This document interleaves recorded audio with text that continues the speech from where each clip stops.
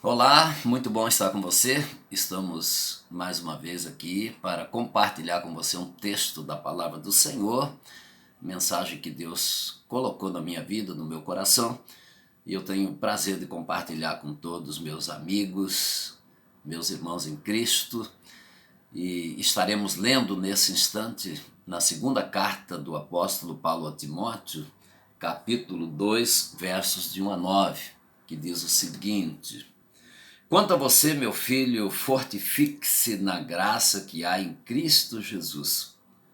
E o que você ouviu de mim na presença de muitas testemunhas, isso mesmo você transmite a homens fiéis, idôneos para instruir a outros.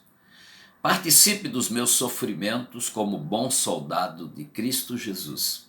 Nenhum soldado em serviço se envolve com os negócios desta vida, porque o seu objetivo é agradar aquele que o recrutou. Igualmente, o atleta não é coroado se não competir segundo as regras. O lavrador que trabalha deve ser o primeiro a participar dos frutos. Pense bem no que eu acabo de dizer, porque o Senhor dará a você compreensão em todas as coisas. Lembre-se de Jesus, o Jesus ressuscitado dentre os mortos, descendente de Davi, segundo o meu evangelho.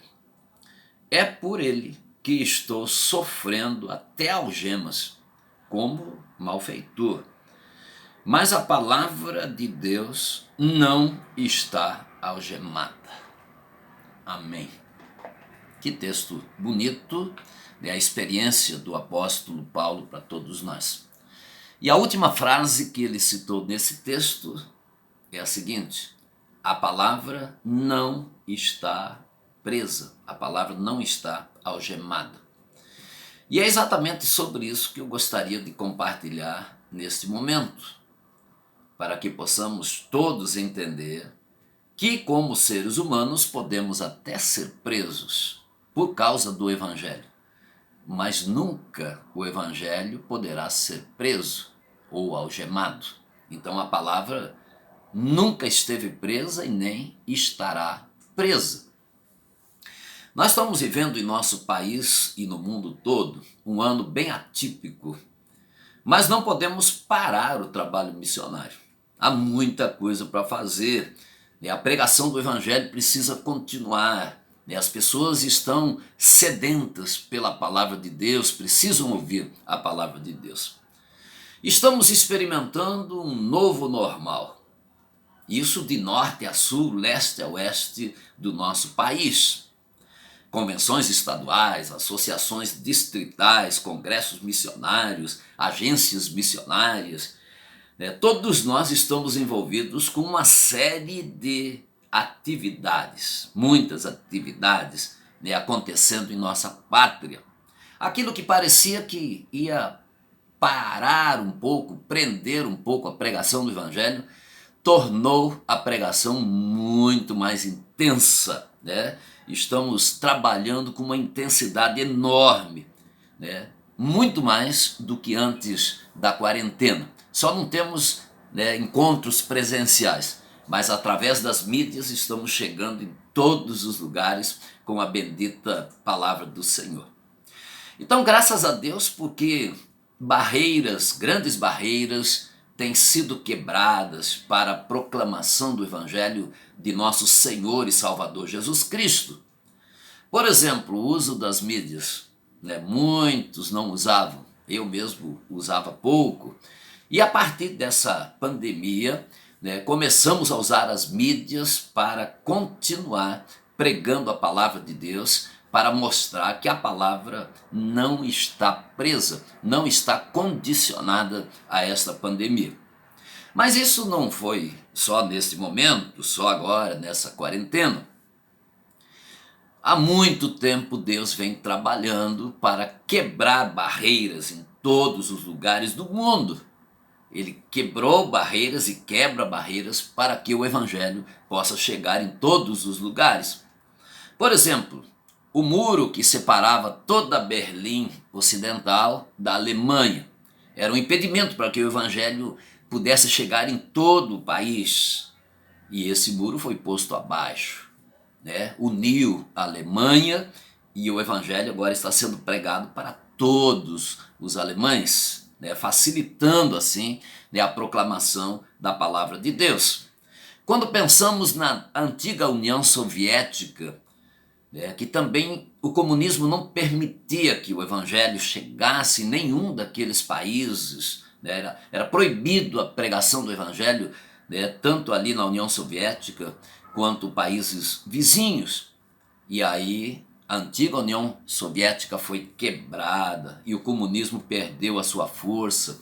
E hoje o leste europeu está sendo democratizado e o evangelho está sendo pregado em todos aqueles lugares. Os países estão se abrindo para a pregação do evangelho. Também em Cuba, né, com a morte de Fidel Castro, que era extremamente contrário à pregação do evangelho, os novos líderes têm se tornado mais simpáticos e a igreja evangélica em Cuba tem crescido bastante. O evangelho está sendo pregado, espalhado por todas aquelas províncias. Que bênção, né, ver, né, a proclamação do evangelho de nosso Senhor e Salvador Jesus Cristo.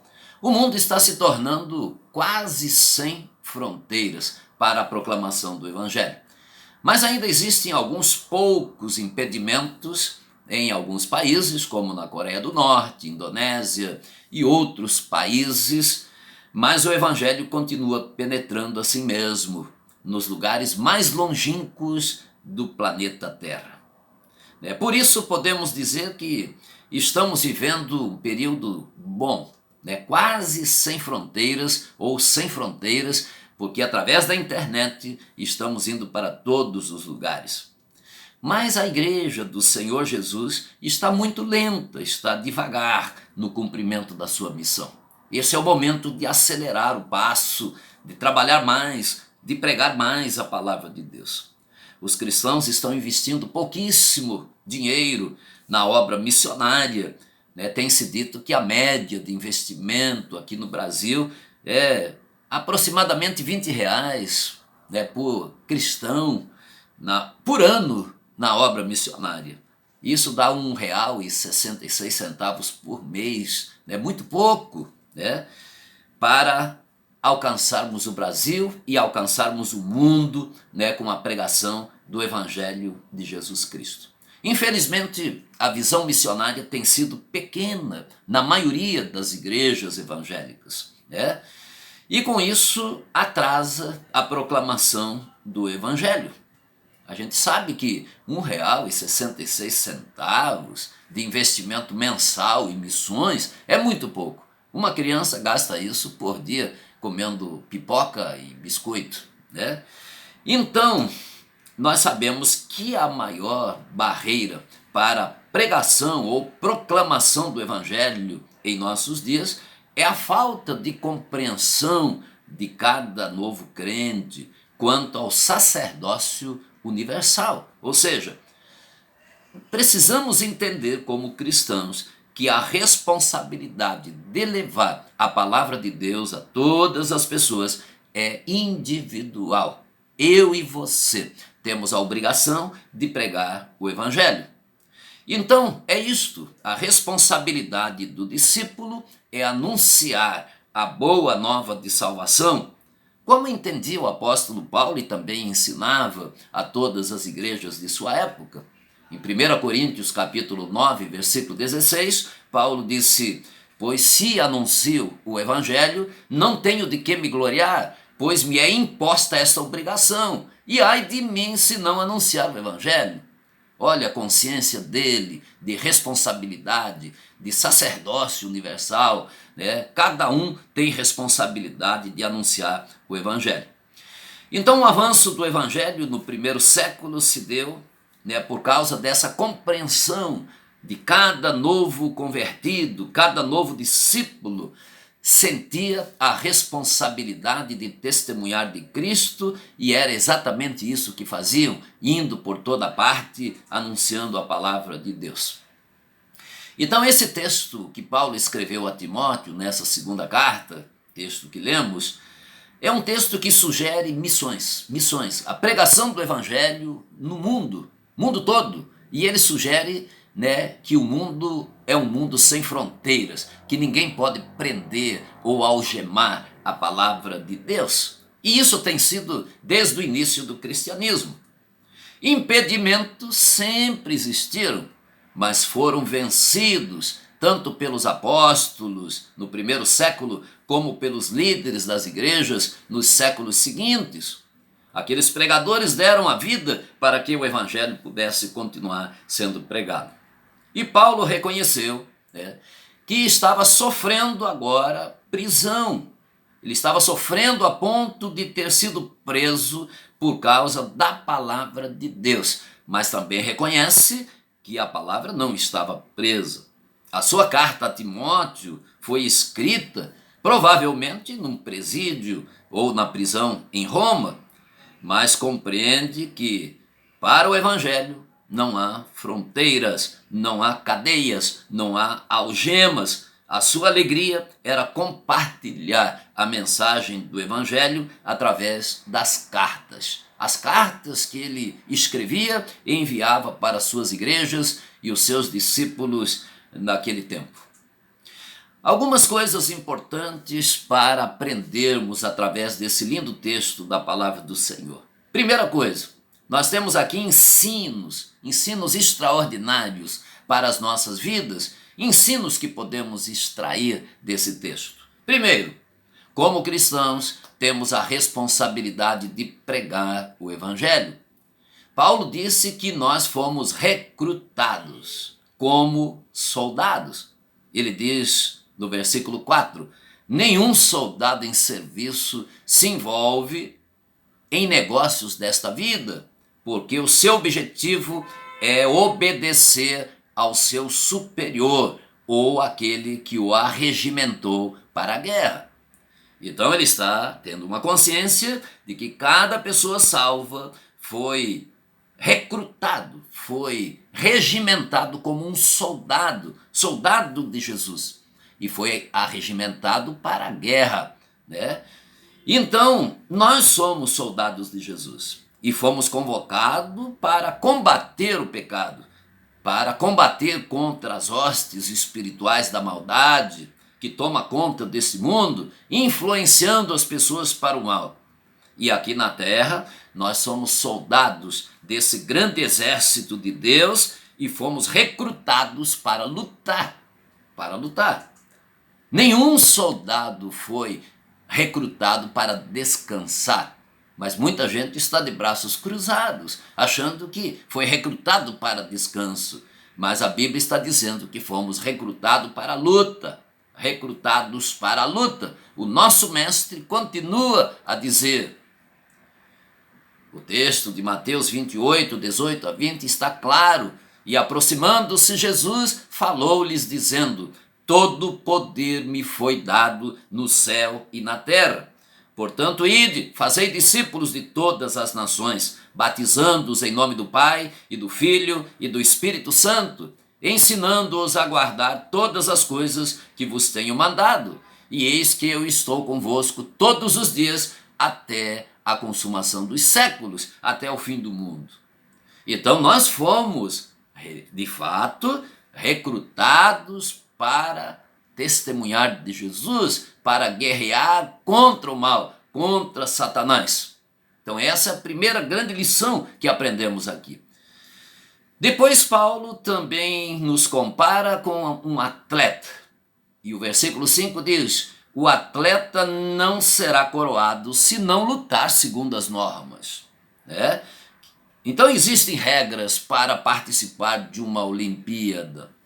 E essas regras precisam ser observadas, caso contrário, não há premiação. Então, neste mundo, nós vivemos como atletas de uma grande competição. Precisamos nos exercitar e fazer bem o que fomos convocados a fazer. Qual a nossa missão como Igreja de Jesus aqui no mundo? Como discípulos, em particular, qual a nossa missão? Para que foi instituída a Igreja do Senhor Jesus? Sem dúvida, a nossa missão é proclamar a mensagem do Evangelho de Jesus Cristo e precisamos fazê-lo, né? Ele disse: não competirmos, se não pregarmos esse Evangelho, não seremos premiados. Terceira coisa, Paulo nos compara ao lavrador. E o versículo 6 ele diz: o lavrador que trabalha deve ser o primeiro a gozar os frutos. Verdade, né? O agricultor sabe que ele precisa trabalhar para ver os frutos do seu trabalho. Se não semear, não haverá colheita. Todo agricultor está ciente disto. Por isso ele espera aquele momento certo para a semeadura, prepara o solo, né? E no momento oportuno ele lança a semente no solo, para que meses depois possa estar colhendo os frutos, né, daquele trabalho. Mas se o semeador não semear a semente, não terá nenhum resultado. Então, como diz a Bíblia, precisamos semear a tempo e fora de tempo. Por isso, o salmista, no Salmo 126, verso 6, é uma inspiração para nós. Ele disse que aquele que leva a preciosa semente, andando e chorando, voltará sem dúvida com alegria, trazendo consigo os seus molhos, né? Então, aquele que leva a semente com um coração compassivo, voltará com alegria, trazendo os feixes, trazendo o resultado, a colheita daquela semente. Então, o próprio apóstolo Paulo também falou, na segunda carta aos Coríntios, capítulo 9, verso 6, que aquele que semeia pouco, pouco ceifará. Mas aquele que semeia em abundância também ceifará. Esta é a lei da semeadura. Por isso temos que observar a palavra de Deus e semear muito. Se queremos colher muito, precisamos semear muito, porque aquele que semeia pouco, colhe pouco. Esta é a lei, né, tanto para o feijão, arroz, mas também para a pregação do Evangelho. Por isso, o escritor do livro de Eclesiastes disse: pela manhã lança a semente, mas à tarde não recolhas a tua mão, pois tu não sabes qual prosperará, se esta ou aquela, ou se ambas igualmente prosperarão. Eclesiastes 11, 6. Né? Então precisamos todo o tempo, né, aproveitar a oportunidade para semear a palavra de Deus.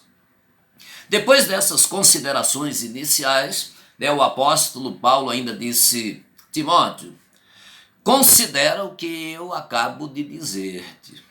Conscientiza-te da responsabilidade que tens diante de Deus de anunciar esta palavra.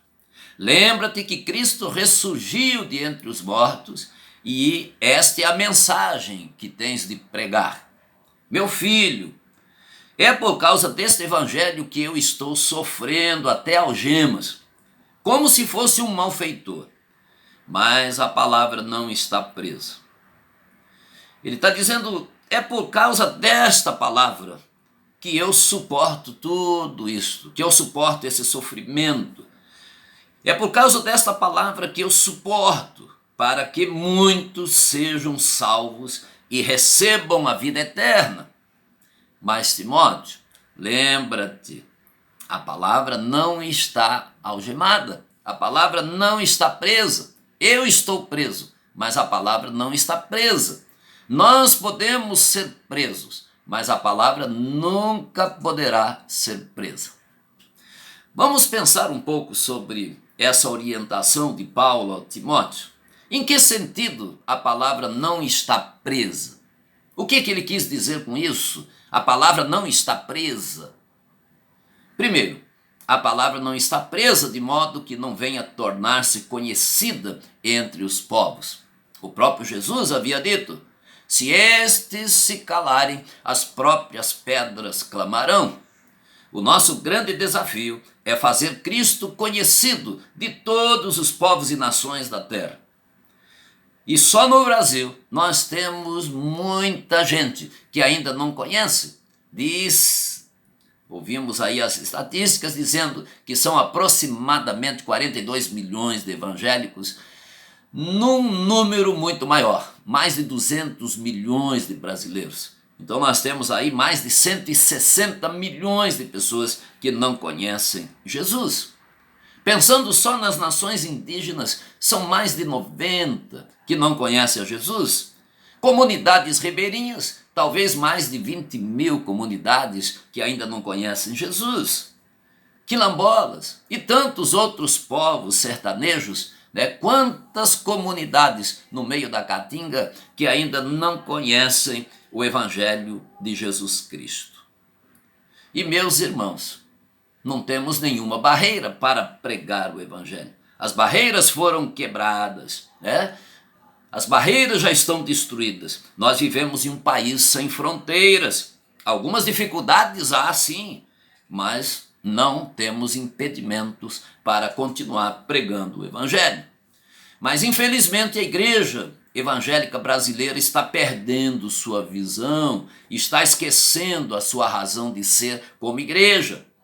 A Bíblia declara, né, em Romanos capítulo 10, de 13 a 15, o seguinte: todo aquele que invocar o nome do Senhor será salvo. É uma afirmativa. Todo aquele que invocar o nome do Senhor será salvo. Mas no verso 14 diz: como, pois, invocarão aquele de quem não creram? E como crerão naquele de quem não ouviram falar? E como ouvirão se não há quem pregue? E como pregarão se não forem enviados? Assim como está escrito: quão formosos são os pés dos que anunciam coisas boas, ou boas novas. Que bênção! Está aí a grande responsabilidade que temos como igreja do Senhor Jesus, né? A palavra não está presa, né, de modo que não possa ser pregada, ser anunciada, ser conhecida entre o povo. Nós podemos estar presos, mas a palavra não. Vale aqui lembrar a experiência de Pedro e João diante do Sinédrio, no livro de Atos. Estavam presos, mas eles poderiam ser soltos se parassem de pregar a palavra. Mas veja o que eles responderam àqueles oficiais: julgai vós, se isto é justo diante de Deus, obedecer antes a vós do que a Deus, pois não podemos deixar de falar das coisas que temos visto e ouvido. Atos 4, 18 a 20. Nós não podemos deixar de falar. Não podemos deixar de falar. Então, podemos lembrar também de Paulo e Silas no cárcere de Filipos, amarrados ao tronco, sendo açoitados, mas não deixaram de anunciar as boas novas de salvação aos presos e também ao carcereiro. Atos capítulo 16. E lá no final, nos versos 30 e 31, depois de um grande terremoto, os alicerces se abalaram, as portas se abriram, correntes foram desatadas, quebradas, e o carcereiro ia se suicidar por causa da responsabilidade que tinha com todos os presos. E Paulo então grita dizendo: não te faças nenhum mal, todos nós estamos aqui. E aquele homem gritou, que farei? O que devo fazer para me salvar? E eles estavam ali prontos para responder: crê no Senhor Jesus Cristo e será salvo tu e a tua casa. E toda a sua família creu, e na manhã seguinte todos foram batizados em nome de Jesus. As Bíblias poderão ser queimadas, mas a palavra permanece.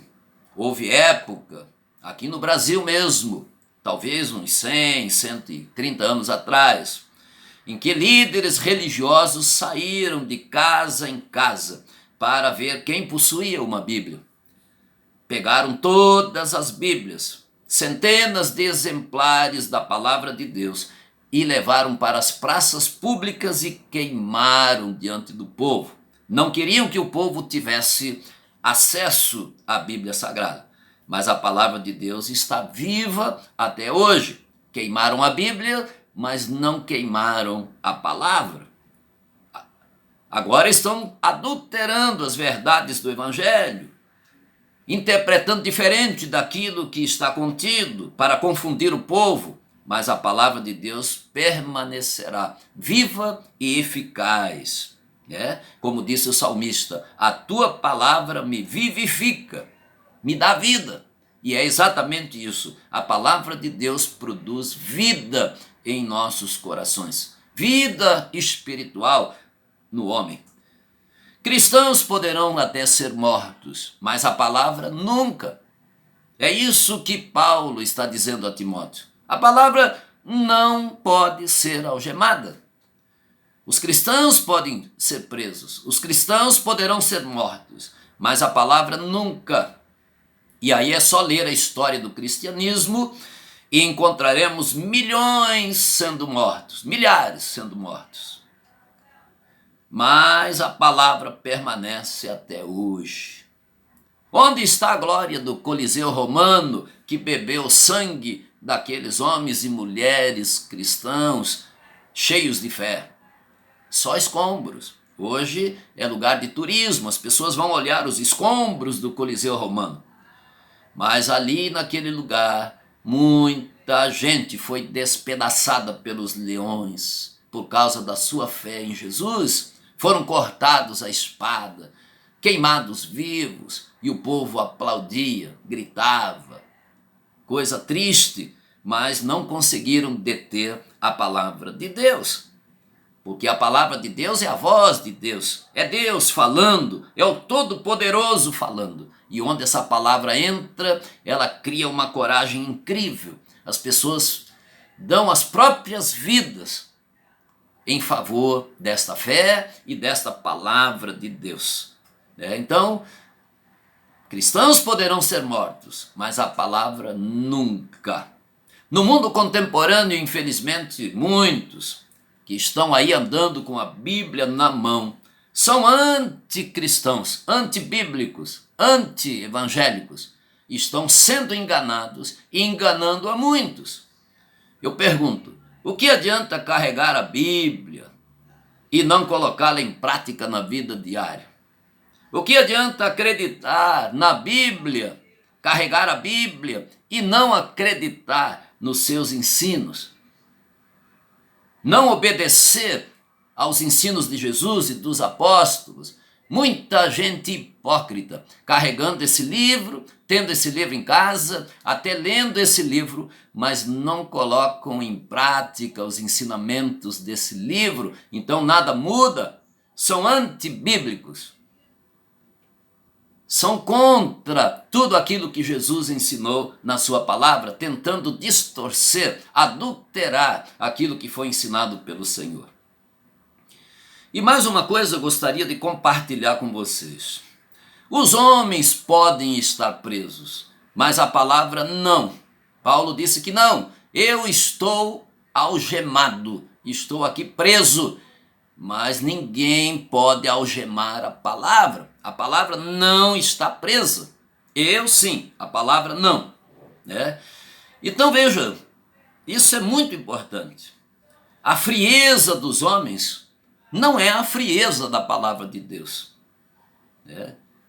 Você pode até ser um cristão frio, insensível, pode não sentir nada em seu coração ao ouvir a palavra de Deus. Mas a palavra de Deus não é fria, ela é mais cortante ou penetrante do que uma espada, diz a Bíblia. Deus detesta pessoas que vivem em cima do muro, que nem são incrédulos totalmente e nem acreditam totalmente. Estão no meio termo. A Bíblia chama isso de morno. Aquela pessoa que nem é uma coisa, nem é outra coisa. A Bíblia diz, oxalá, se você fosse incrédulo, frio, ou então quente, acreditasse de verdade, mas porque és morno, estou a ponto de vomitar-te da minha boca, estou com náuseas de sua vida. E muita gente está nessa situação, de mornidão espiritual, religiosidade. Então são pessoas que estão causando náuseas ao nosso Senhor e Salvador Jesus Cristo pelo tipo de vida que estão vivendo. Os homens podem ser falsos, mas esta palavra continua e continuará sendo a verdade que liberta.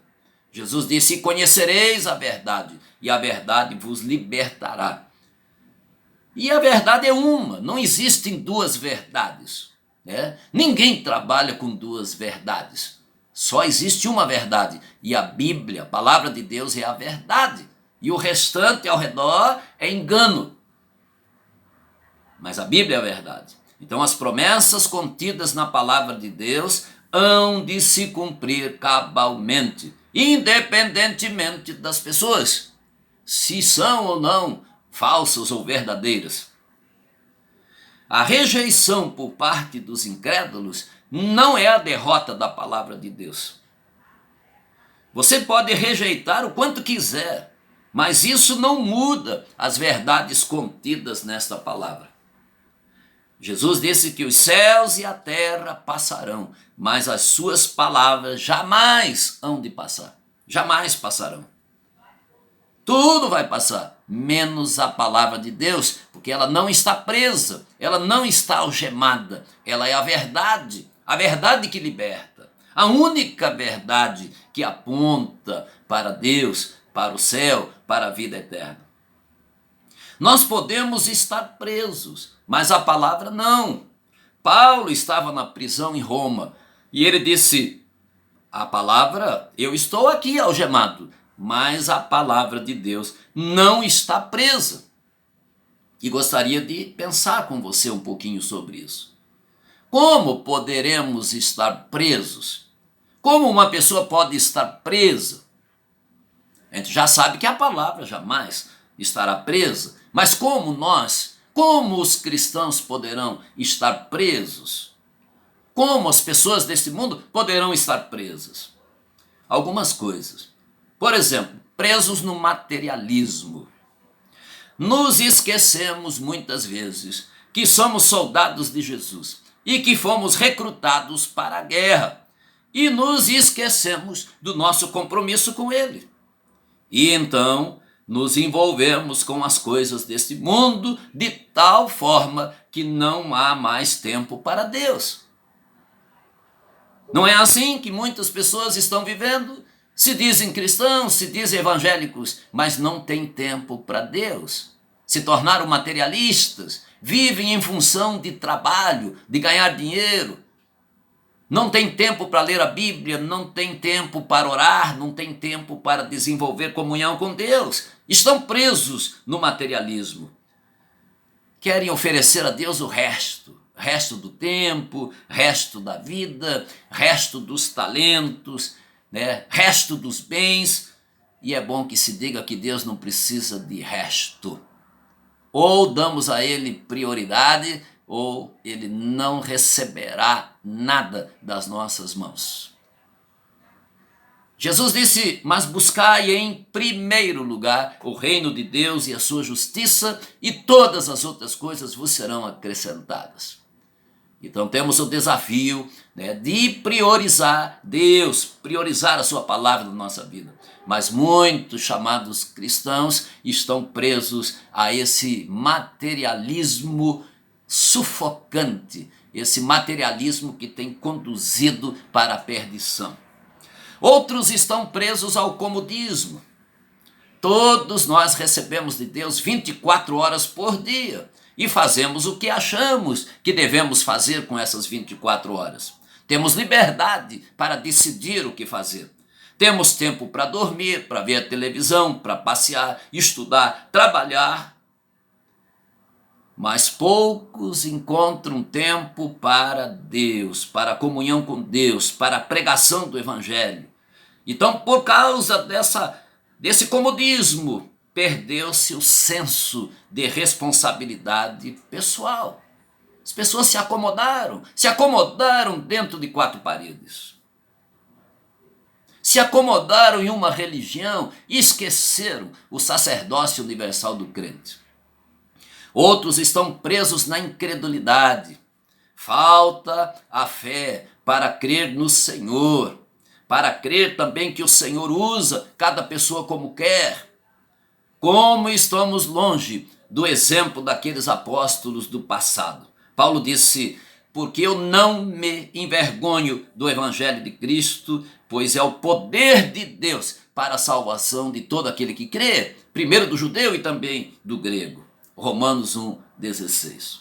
Não tenho vergonha desse evangelho. Ninguém pode prender esse evangelho. Mas muitas pessoas estão presas na incredulidade. Carregam a Bíblia, mas não creem na Bíblia. Leem a Bíblia, mas não creem no que está escrito na Bíblia. Estão presos na incredulidade. Outros estão presos no desânimo. Como encontramos pessoas espiritualmente frias, desanimadas, parece que estão morrendo. Precisamos atentar para a palavra de Deus. A palavra nos impulsiona a estarmos animados diante do Senhor Todo-Poderoso. Nos impulsiona a levantar, a ir à luta. Disse o Senhor: não te mandei eu? Levanta-te e tem bom ânimo, pois eu serei contigo por onde quer que andares. Vamos! Eu estou com você. Assim como fui com Moisés, serei com você. Então nós temos aqui a palavra do Senhor nos impulsionando para avançar, para ir em frente, para ir à luta. E tem tanta gente desanimada que não faz nada no reino de Deus, nada, absolutamente nada. Nem frequentar os cultos direito frequenta. Outros estão presos no pecado, e este é o problema de muita gente. Começam a se afastar de Deus porque estão se aproximando do pecado. A Bíblia diz que o pecado afasta de Deus, né? E isso que está escrito no livro do profeta Isaías: porque os vossos pecados fazem separação entre vós e o vosso Deus, e esconde o seu rosto de vós.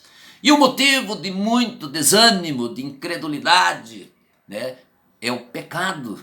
Pessoas estão se envolvendo com o pecado, com este mundo e as suas concupiscências, né?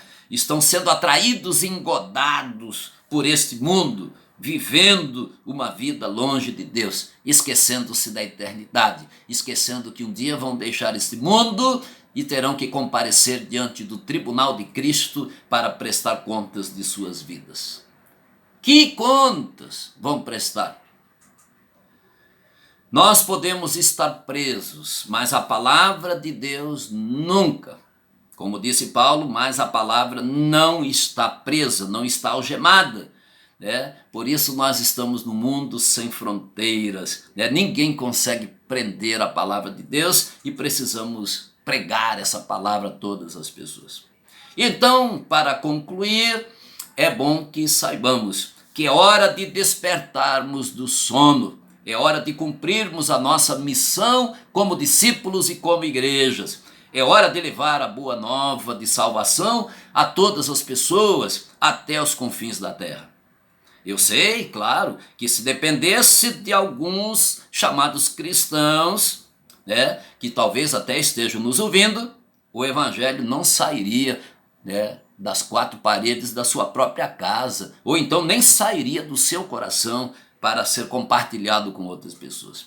Também sei que se dependesse de muitas igrejas, né, o evangelho nunca sairia das quatro paredes dos seus templos. Mas graças a Deus, né, por aqueles que têm cumprido a missão como bons soldados de Jesus Cristo, como atletas vencedores, como lavradores que plantam e colhem frutos. E assim o evangelho está sendo pregado por toda parte. Que Deus, pois, nos abençoe e nos ajude a entender essa preciosa palavra, né, transmitida aqui nesse texto lindo, né, escrito pelo apóstolo Paulo, né, 2 Timóteo capítulo 2, de 1 a 9. Deus abençoe sua vida, Deus abençoe sua família e vamos proclamar esse evangelho maravilhoso. Amém.